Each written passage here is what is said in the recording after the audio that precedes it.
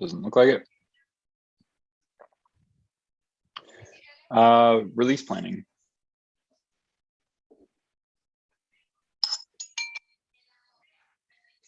And start with platform. Nothing from what I've seen. I do wonder, since what is it called? David is taking care of PAC nowadays. I wonder how that information is being surfaced a little bit more. So I'll circle with him and see if we could find a better strategy to convey that information. I think Anthony's been working on a lot of back stuff here right now. That's true, but you know, I don't really play a role in releasing necessarily, so I'm sort of out of the loop there as well. Maybe it's worth pinging David.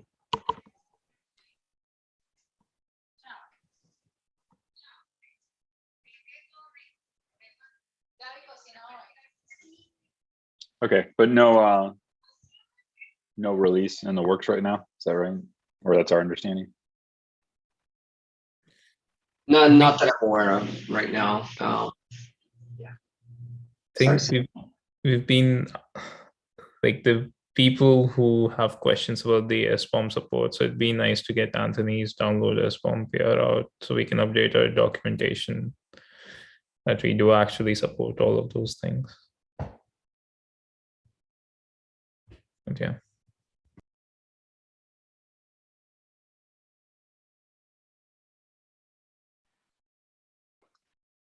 Okay, implementation, release planning, anything there?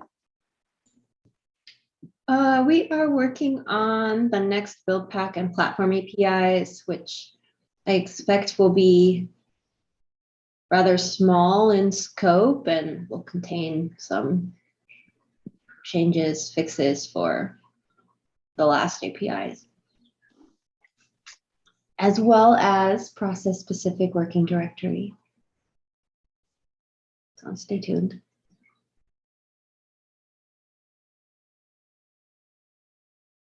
Cool. No updates from distribution. Does that team have any release updates? So we released, I believe, a patch version with some fixes. That's it. Okay. Did I miss anything? I think that's it. All right. Yeah, onto the regular agenda, SBOM migration with Matthew McNew. Yeah, so I've discussed this with a couple of you, and I mentioned it yesterday, but I'm working on drafting an RFC that proposes that we add the ability to have build packs provide both the previous legacy SBOM and the new SBOM release in the build pack 07. And the reason for that is on the commercial VMware side, we're struggling to find a way to migrate our users to the new SBOM because we want to get users using the new SBOM functionality. We have existing users running on older versions of the platform API that are expecting to update their build pack versions without losing functionality with their build materials. So that means both they have already built workloads or workflows around the bill of materials, the legacy bill of materials, and additionally, because the previous platform APIs do not support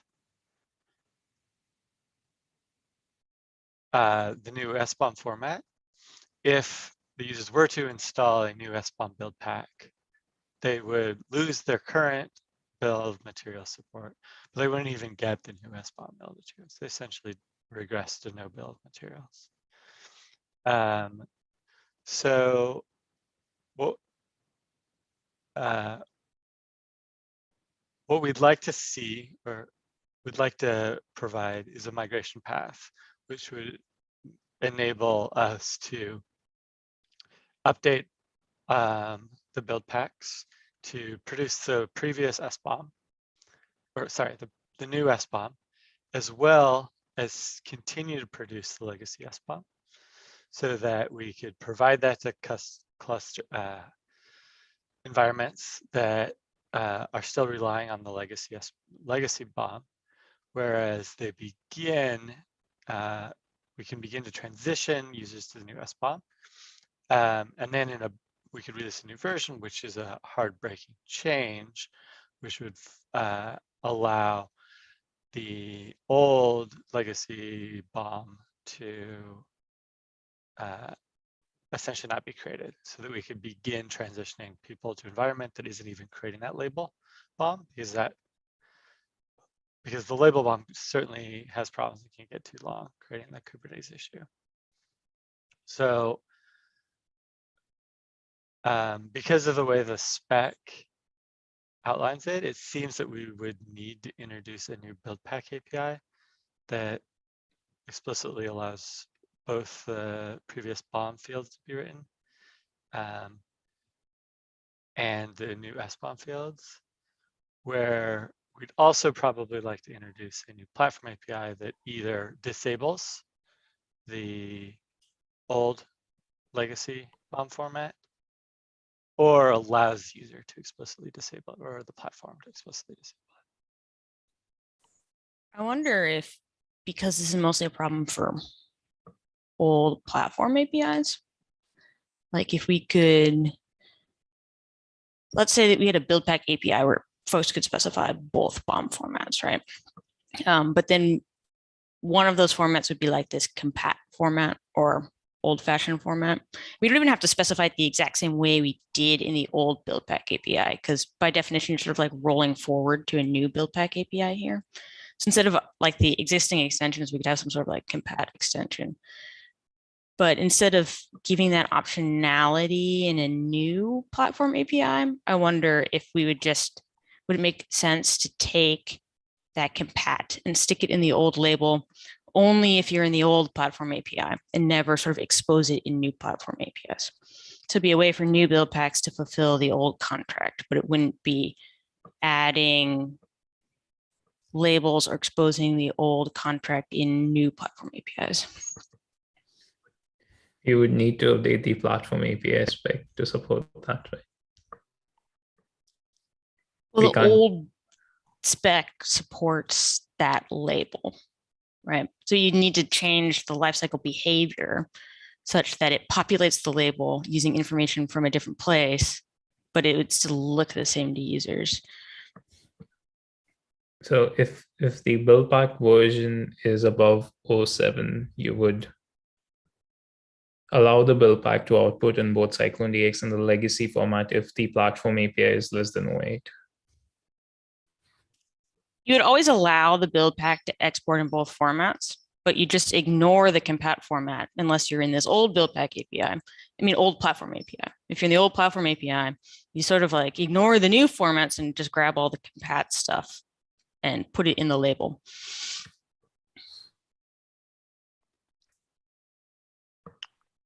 Would that require a new build pack API to allow? It would require a new build pack API that allows for both to be specified. But you would have, in old platform APIs, you'd only see old stuff, and in new platform APIs, you'd only see new stuff. You'd never see both, and it'd be the platform API that toggles it. Build packs would have to provide both in order for that to like work in both situations, but we would never expose both to platforms. The only issue was that this specific sentence is like currently in the platform spec, so you would have to change that. Like, and like a piece of implementation, I guess, right? That was the only thing. If that platform spec didn't say anything, we could have just implemented it without an RFC. um, it explicitly disallows like that specific behavior in the platform. Like if the platform API is 08, For the new platform APIs, it disallows it. But what we're trying to do is fix old platform APIs, right? Yeah, that's what I was gonna say. This is all really about old platform API, but you want them to use new build packs. Like you don't want to publish a version of build packs that are still on 06 or whatever, 07. I don't know. I forget which version it was. Is that kind of the goal here? Because you could publish other build packs for older platforms so that they, when they're ready to upgrade, the newer platform would use the newer build packs or whatever, right? But that complexity is what you're trying to avoid, I guess. So in that case, is it a change anywhere? Like, why would it be a build pack API change? If you're Right on an old, now, it's impossible to have a build pack that would work for both platform APIs. I feel like the problem you get into with upgrades is like it's never okay to have to upgrade the platform and the build packs at the same time. And that's sort of the situation we've created here. If you want to bomb, like you should be able to upgrade the build packs without upgrading the platform, or the platform without upgrading the build packs, because otherwise you're in a rough situation for most people. I I think the additional complication here is that even on the newest platform API 0.8, we've released that so that users are expecting the legacy bomb format. So if we were to create it so that anybody running platform 0.8 can't get both, we'd still be in a pickle because we wouldn't have a migration path. Who on 08 is expecting the old format though? Because 08 doesn't give you the old format. It does if you execute the old build pack API. I thought it didn't add that. Does it add that label on the old platform? Yeah.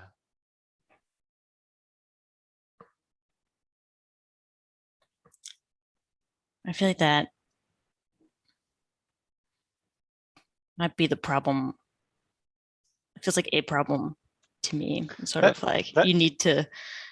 You shouldn't have an if in the platform API. The platform API should be like one thing or the other thing, not both things, right?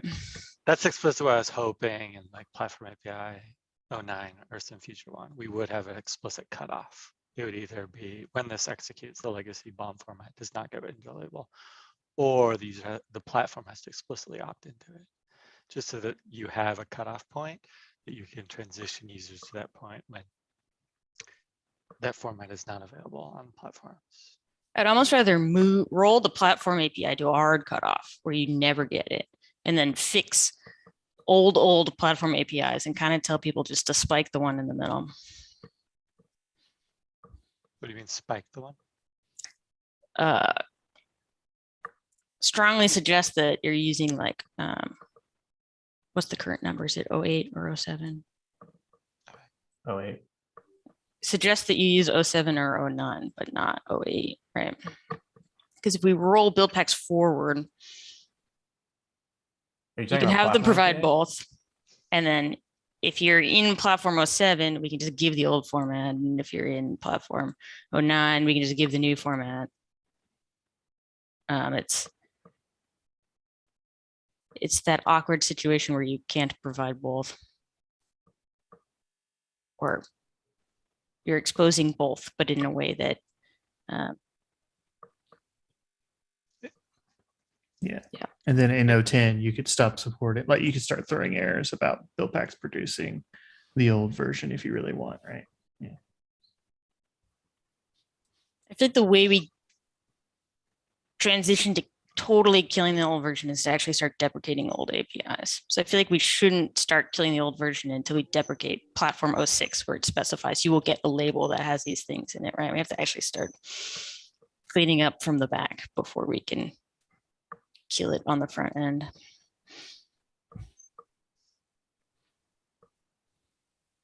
We've never made a patch release, right, for a platform. I mean, it's all problems of our own making. If like we just like a platform implementing 08 will have to change 0 things if the lifecycle allowed this. They would just have to update the lifecycle image and it'll work. there's nothing in the platform API that changes in terms of the flags it passes, the things it expects. Like none of that will change. That's all handled by the lifecycle. So like we're going through all of this bumping spec and everything, but it's like removing 2 or 3 lines in the lifecycle. It's like it seems like it's a problem of our own making. Like we're doing all of this stuff just because the specs are frozen in time. And I also pointed out there have been times in the past where the spec was incorrect, but it's still frozen in time, so we can't go back and correct it. I don't know. I mean, Maybe that's a good point. Maybe we try not to do these things, but we could just fix what we want to fix in the life cycle and like throw a big caveat on top of the spec and the life cycle and be like, we did an oops, here's how you get around it. Yeah. Should be removed in the future. That's what patch versions are supposed to be. Like you don't get anything Yeah. perfect on the first try. So like it seems like a lot of effort, and yeah, it's a life cycle change. It's not an API change from the platform's perspective. The build pack is the one that I think needs a new API where you can specify both formats. Doesn't say anything in the build pack 07 API that you can't. It just forbids it in the platform API. And it forbids it in the lifecycle, but nothing in the build pack API says you can't. It says you can produce it in these formats, but it never says you can't. You can't produce do it. other formats. Yes, because like you could currently do that with other things, and lifecycle just ignores them, which Mhm. it should. But It might be never- nice in some ways to describe to someone how to do the compat format, but maybe it's not necessary to roll out the change. It's like maybe in that the can go next. Yeah. But that can go in a migration guide on the docs rather than in the spec. Yeah. So- If we wanted to really discourage people from even doing that, we could do that. yeah. Exactly.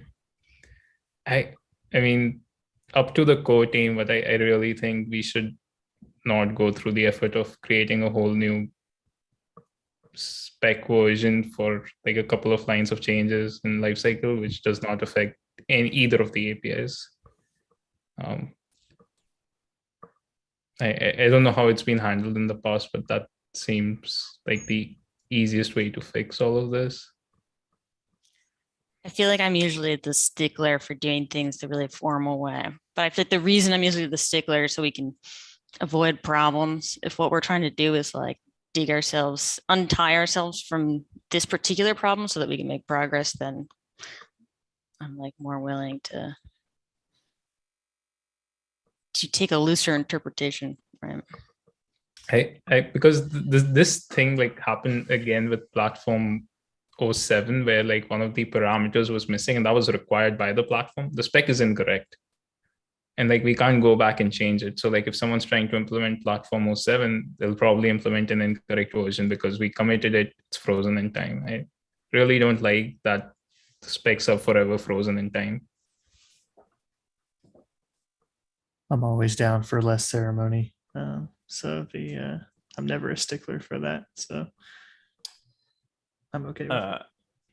I'm +1 on ceremony, but I feel like I think what Sam's suggesting is changing the process to actually have patch versions of the spec, which I think Ben was the one who was pretty against it. I forget why we decided we didn't want patch. I mean, it's up to us whether we want to change the process or not, but for this specific problem, we don't. Like we need to modify 2 lines in the spec and 2 lines in the lifecycle. If that, from the platform's perspective, nothing would have changed except from some restrictions imposed by the lifecycle. Like it doesn't, the inputs don't change. The outputs that the platform interacts with doesn't change. The application image changes, which, yeah.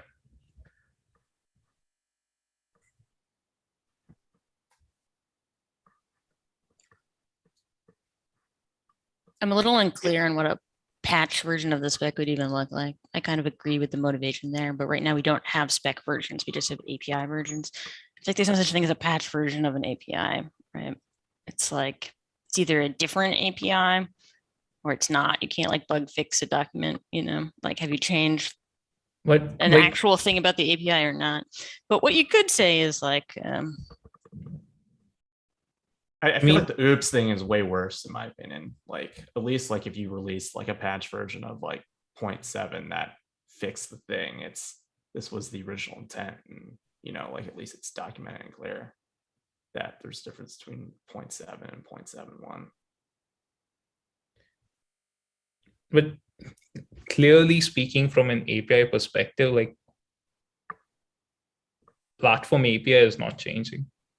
Like the inputs are the same, the output that the platform is expected to interact with are the same. So by definition of an API version, we're not introducing any new things. It's a bug fix. I'm saying it's a spec patch fix rather than API patch fix, where we just change a few wordings in the spec, update the lifecycle. The platform doesn't have to know anything, doesn't have to change anything. the problem is we've Exist- described implementation when we really should have just been describing APIs, right? Exactly, which we've done in a lot of places. Like lifecycle implementation is specified in like either build pack API or the platform API in the spec right now, which we shouldn't. But we also do this thing where we do the implementation first and then write the spec based on the implementation, which also seems counterintuitive. Really part of the issue is like sometimes the spec is written with the goal that you could replace a lifecycle phase with your own implementation, right? So if you want to replace all of lifecycle, you wouldn't need these implementation details. But if you want to replace one phase of lifecycle, then we need to spec all these details, right? I feel like that's the difference. But I wonder if that's a silly goal at this point anyways, because we're expecting out the creator. So is there even a use case for replacing one phase and not the whole thing? Because you'd need to be then implementing the creator, which is the whole thing anyways. I think maybe that's a separate discussion. Yeah, but Can I ask a question real quick? If we patch this and just released a new version of Lifecycle, for one of our goals with this change was to stop producing the label that gets too long, right? That if you suddenly are on 08 and you went to 08 because you didn't want those labels on your images, now they'll be on your image again if you have build packs in use that have the old style. Is that right? Yes. Okay. I just wanted to make sure that that would be the only sort of backwards breaking change for this patch for platform operators if they expected these labels to no longer be produced. Is that right? No. Even with platform 08, you get those labels if the build packs are an older API version. So as a platform, I think you mean do not- Right. 07, right? It looks like 07 is the latest. The only difference to the platform is if you were expecting build packs that are producing the new SBOM format to result in no more label bombs. And then those build pack also still wrote the bomb, you'd get those still, which Gotcha. is kind of a convoluted Yeah, situation. okay. to land So it's yourself in. pretty okay. I was just trying to figure out how I- often that might happen. It sounds like probably not, unless the build packs were specifically made for that reason. And I think alongside this, we would want to propose in the next platform API that we explicitly remove the labels.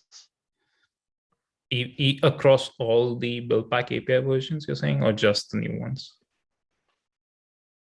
Yeah, I don't want to rabbit holes here, but I'd propose in 09, the platform API, the legacy bomb format is never written.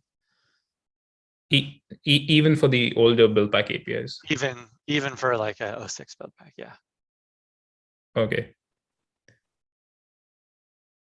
Yeah, I want to do a time check. We're at half past. So can we maybe wrap this up? And I mean, it sounds like we need an RFC maybe. Is that sort of the next step?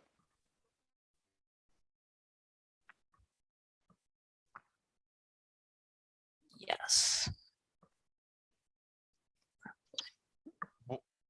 Okay. Is it all right if we, did you want to have any final words on that, Matthew or Sam? I or was anyone just else? curious if I could get a little guidance on what RFCs we should write. It sounds like we want one especially proposing an individual lifecycle release if we were to go down this route. Lifecycle patch release, and then perhaps also an RFC for the future platform API that disables the legacy format. Does that align with what people think should be Yeah, I mean, written down? potentially you could just have a single RFC that talks about the migration path for this, that proposes those changes.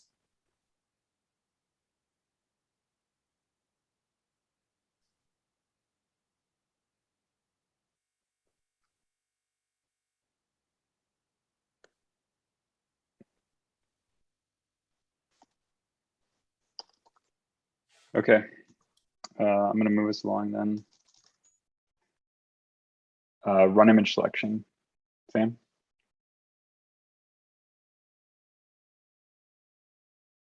Yep. I can just describe what I was thinking. Let me share the screen.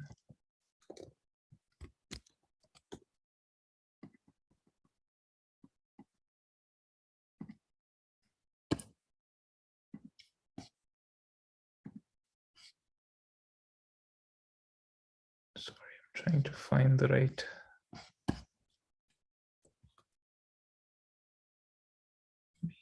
This. I wanted to talk about the some partial support for the support Docker files RFC. So as far as I understand, this RFC is mostly accepted since we are already working on a spec PR for this, and we have POCs, but we are waiting on the POC and the implementation details itself to update the RFC with more information.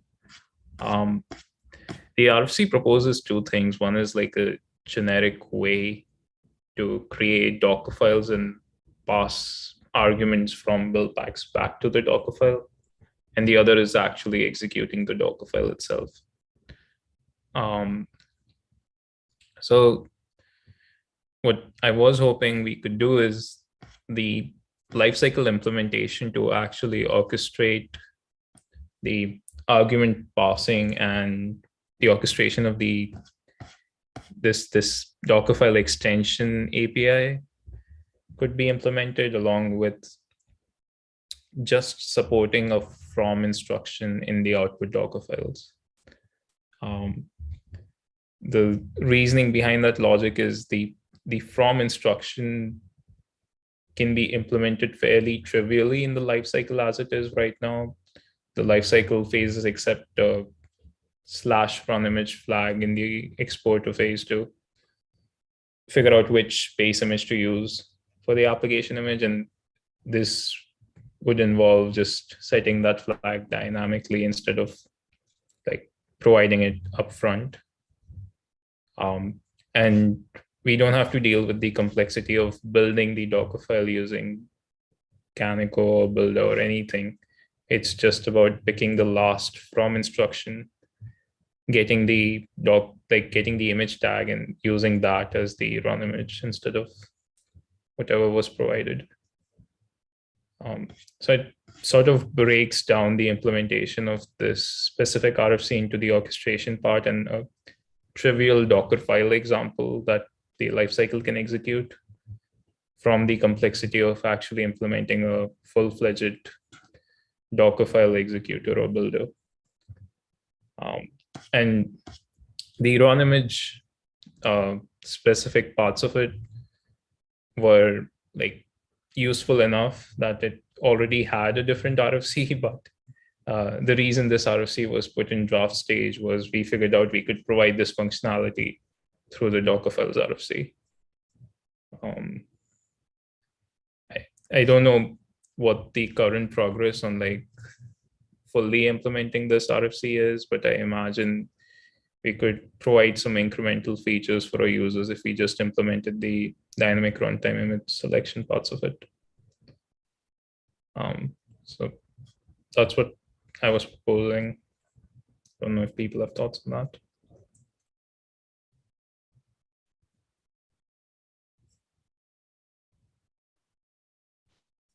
And you're I'm definitely a specifically fan of- proposing just the run image, right? Sorry. Are you just specifically wanting to do the run image part? Because I know there's build and run image Docker files, but you're proposing just a run image implementation No. at first. Yeah, not like even in run image, you're not extending the run image. Just Right, but providing it, yeah, because you can't provide a build image for like, because otherwise it explodes Yeah, the RFC yeah, a bit, yeah, it's creator and yeah. everything. So Yep. okay. Yeah, I'm definitely a fan of anything we can ship incrementally on this, given the size and scope of support Docker files. I kind of wonder if using the from directive is the right interface, but I feel like if it's like for the specific thing you're talking about, but like I feel like it's not problematic to add a different interface later, and like you would still want to support what you're describing anyways, because it would be a valid Docker file.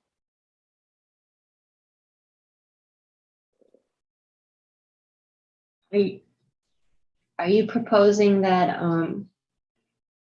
so this Docker file would be written by an extension, right? With the other capabilities of extensions, like the ability to specify SBOM information, like would that also be there in what you're proposing? I mean, we can limit it out, but my main goal is to just get dynamic runtime images. Like the writing the SBOM part, if these are like pre-made images, they can probably have the SBOM attached in the format that Anthony's RFC proposes.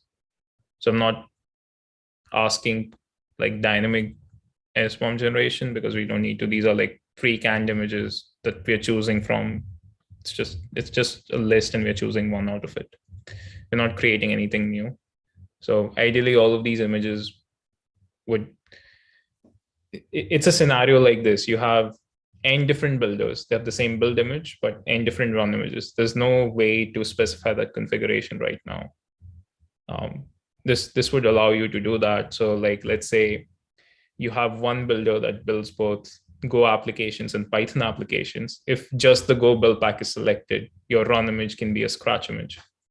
If the Python build pack is selected from the same builder, you can have like a normal Ubuntu based image. So instead of maintaining two builders, one which is a Scratch builder that just contains the same Go build pack and the same build image, but a different Scratch based run image, you now have one single builder that can just choose from n different run images based on the build packs that were selected. The orchestration logic can be reused when we get to support Docker files, like the whole extensions, passing arguments and everything. It's just that the complexity of running Canico and figuring out like how to dynamically build images is all gone away. You just select one of the final images, pass it to the run image flag, and use that as the base image for the application.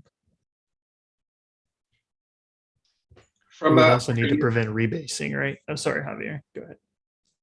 Sorry, mine is a very light question. So from a user's perspective, the persona that actually cares about this, it is going to be the builder implementer, right? And also the user, right? Like they no longer have to use n different builders. They can use one builder and it automatically does whatever. They don't know about the from directive, right? And because I guess for me, that interface is a little bit clunky too. If it was exposed to the end user, right? But it's not. It's really the builder implementer that has to care about that, or the extension builder, whatever. Yeah. Okay. I mean, the other thing is like you could potentially like, so since it is an extension, it can read the app directory. You can still provide that through some other interface. Like the user can say, like my project.toml contains this run image, use that instead of like whatever the builder shipped with. And if the extension that shipped with the builder allows for that format, it could provide that functionality to the user as well. But that's implementation details outside the scope of the project.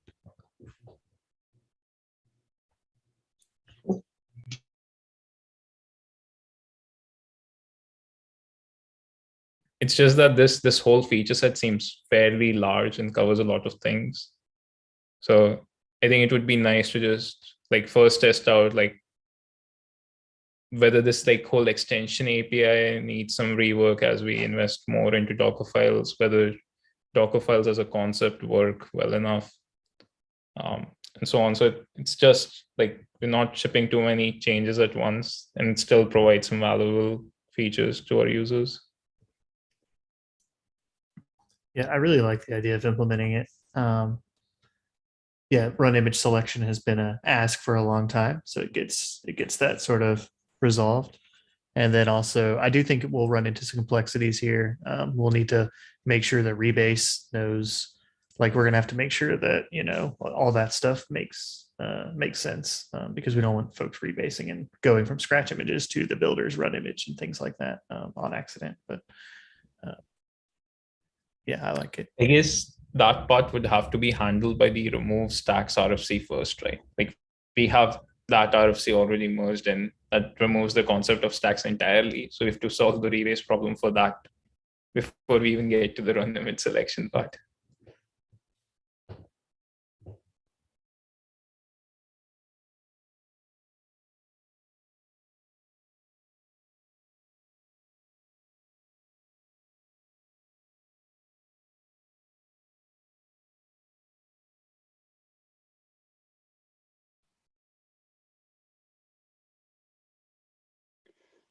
So I don't think, is there any updates required to the RFC for what you're talking about, or is it really just a change to how we approach the project and maybe set milestones and things like that? I don't know, because the RFC is technically not merged in. So I'm guessing some part of it has to be merged in before we release the spec, the lifecycle changes and everything. So either we break the RFC into two parts or we merge that RFC as a whole and then do the implementation in two parts. Mm-hmm. We probably need to do a check-in on that whole thing, because we've got a bunch of pieces just kind of sitting out there, and I know work's still being done in the POC, but we probably need to tie it all back together. Is your kind of proposal, Sam, written anywhere? In like a comment or an RFC? So I wonder if that could be like the minimal thing we could do for now. Yep. Just write it somewhere so that we could reference it later. So should I be updating Steven's other run image selection RFC to just cover the parts of his or should I separate his extensions RFC into two parts, or are we merging the extensions RFC? I feel like it's overkill to try and separate one of the RFCs into two. Like I feel like the thing that's blocking the RFC is that we haven't really kind of buckled down and I think we can do the spec PR based on what we know from the POC. I could be wrong about this. Maybe the POC needs to get further along before we get to that point. But I feel like we should be able to get this RFC. The effort that we devote to this should be getting that RFC in rather than splitting it up and getting half of it in. I think that's my hunch, but I could be wrong. We could break the spec PR into two. I think right now the draft PR that's up encompasses everything, but yeah, that's true. What need to happen? Sorry. Yeah, I guess no. I was gonna say that I think that's true. I'm not sure how mature the spec PR needs to be in order for us to merge the RFC. I think my complaint about the RFC was that it had no spec changes at all. It wasn't mentioned at all. But I'm not sure finalizing the spec PR is what's required. So splitting it up sounds like a good next step. I'd be happy to take a stab at that on the because I've got that PR open, and maybe I can work with Sam on figuring out what's needed just for that first piece of it.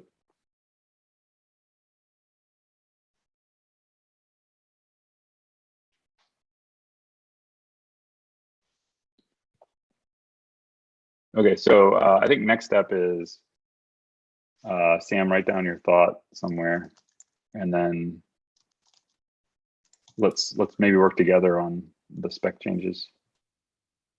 Yeah, I'm sure Stephen will have some thoughts too when he's back next week. So it'll be good to have a kind of straw man proposal.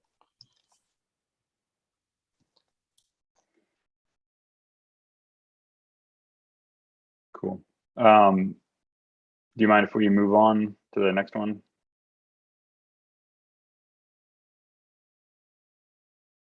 Cool. All right, Javier, project descriptor.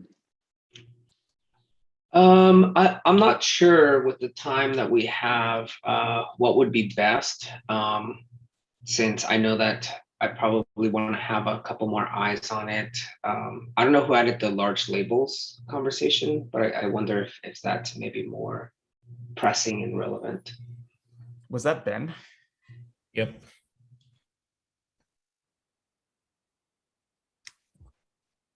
I think that topic was figuring out all the places right now where we can put arbitrarily large labels as part of the build process and move them all to the same mechanism we use for our SBOMs, the new SBOMs.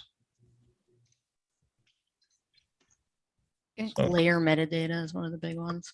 Right? I mean, build packs can explicitly contribute arbitrary large labels by adding a label, but I feel like that's just I mean, the we way it can- is. Yeah, but We can we shouldn't be putting arbitrarily large things into labels in ways that surprise people. also prevent that, right? Like the same way container D does, like just limit the label size to 2 KB. So like even a build pack can't put arbitrarily large labels. Same thing for like, it's apart from like build pack metadata, there's like store toml, build toml, all of those just like can be arbitrarily large and they're all put as labels, I believe. And, Same. and I'm not sure that limiting at a unit level would do all too much, given that n number of things could contribute. Yeah, I mean, currently the way container D checks it is at like a unit level. And kubelet dies down at like when the whole metadata passes 16 megabytes. So container D tries to fix that by just doing unit level checks, hoping for the best, and then And that's turned out so well for us in production. I mean, that container D check, we had to remove it because it was causing issues. So That's what I'm saying. Yeah. So it's interesting. but yeah, we should. I mean,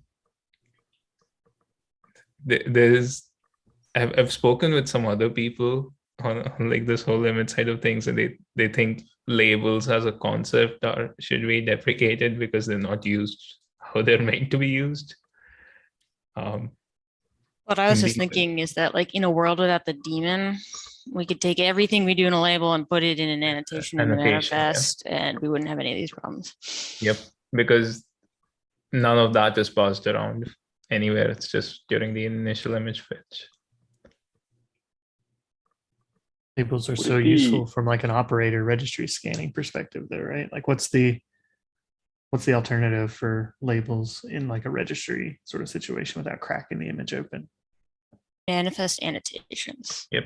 So it's okay, only in the manifest daemon where annotation. I you thought were don't talking about get Kubernetes. manifest annotations. Like Yeah, the yeah, label yeah. is the poor man's Yes. annotation. Yeah, okay, yeah. And Would it be possible to just base64 encode what's in the label? Would that shrink it? I mean, do we care about it being easily consumable? I think base64 would increase it. Yep. Yeah, I think base64, I think gives you at least a third bigger weight than the content that you give it. I also feel like right now we get people who look at the image and are like, oh, what's all that JSON? And if it was just a bunch of arbitrary nothing, it might create an even worse first impression. Yeah, no, just compress it to binary, stick it in the Yeah. label. That'll look better on the terminal. The other bad thing is that labels inherit. through images. So like you took a build pack app image, did a from it. The subsequent images would also get all of that metadata. If you put it in a manifest annotation, that doesn't happen. They are meant for like single images. So that's also useful. But like all comes down to the daemon. So kill the daemon goes to the top of our priority list because it fixes like 3 other problems. I mean, they're killing themselves now, right? With Docker Desktop. So at least there's that.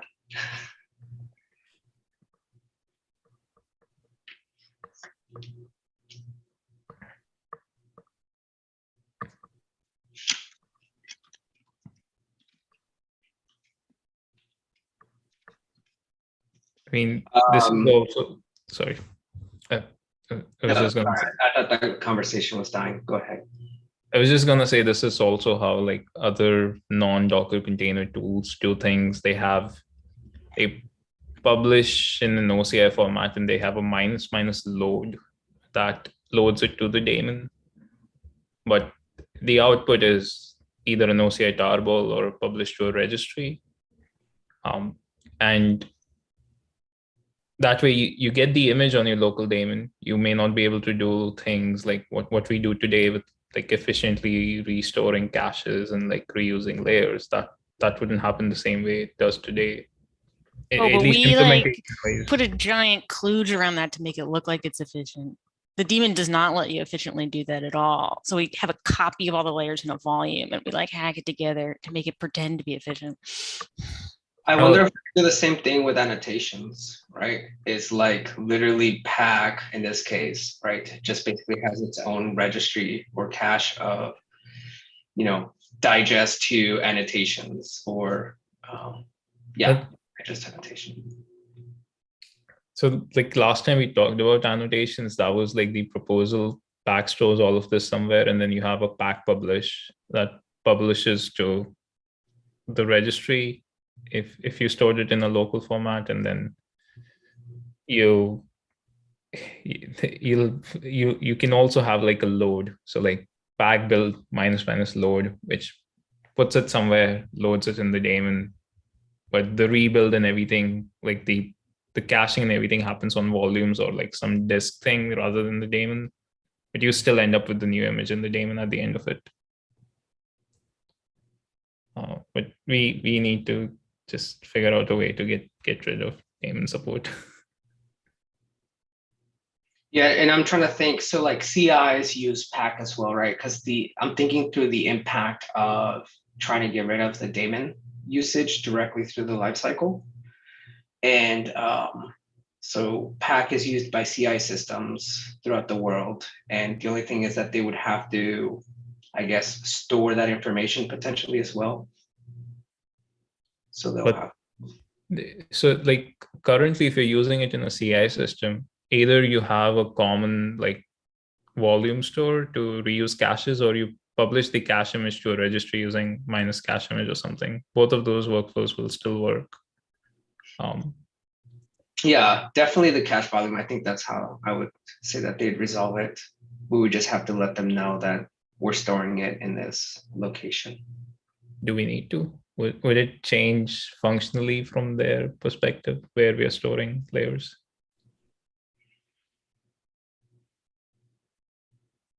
I think so. I'm trying to think of like, what was it, Bamboo? Did they rename it?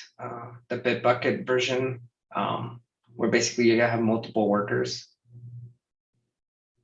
That's the only case I'm thinking about. I mean, we could definitely say where it is. They could configure it to be cached if we needed it to be, right? But I feel like the registry is actually a better option for CI. Like, why maintain 2 copies? Like, if you're going to then publish it, I guess maybe folks are doing things where they're not saving the image, but they still want the rebuild to be fast, but they don't want the image to ever end up in a registry. These enterprise people, I don't get it. Either way, I think we could provide. Yeah, it's solvable as long as we allow them to. I think the onus is on them, but as long as we make it accessible, I think it's the biggest thing.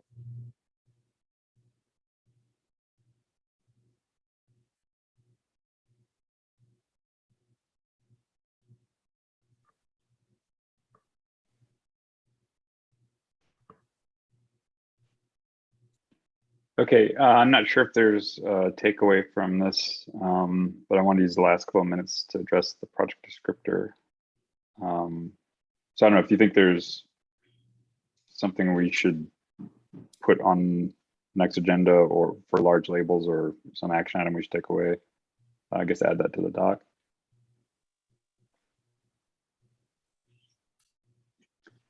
For the project descriptor, yeah, I'd encourage you to take a look at Javier's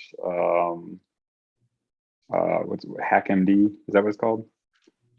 Yeah. Yeah, and that's what you linked in the doc. Yeah.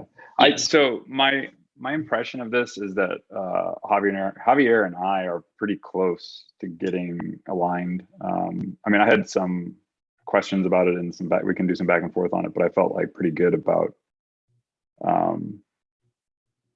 getting to a joint proposal. So I think maybe the next step is for me and Javier to spend some time on it and sort of turn what he's got in the HackMD into a legit RFC, with addition from anybody else who cares. Yeah, I'm definitely looking at the implementation side of things. So like lifecycle, if anybody from the lifecycle could get some eyes on it, I think that'd be helpful.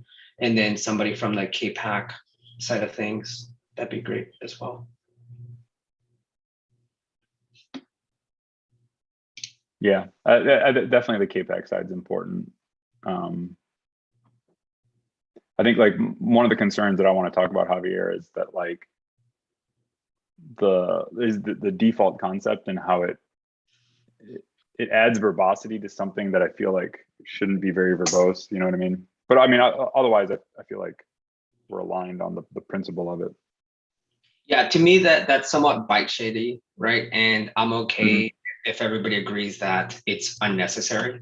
Like I mentioned in our thread, I have an opinion that I really like it, and I think it means a lot to the end user. But willing to, yeah, no, I don't think it's unnecessary. I'm just uncomfortable with the verbosity of it. You know what I mean? Like the top level thing without default, I agree, is somewhat problematic. So. And it's KPAC's fault that we need it as the TLDR.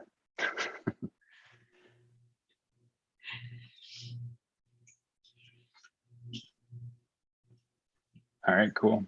Well, we're at time, so have a good rest of the day, everybody.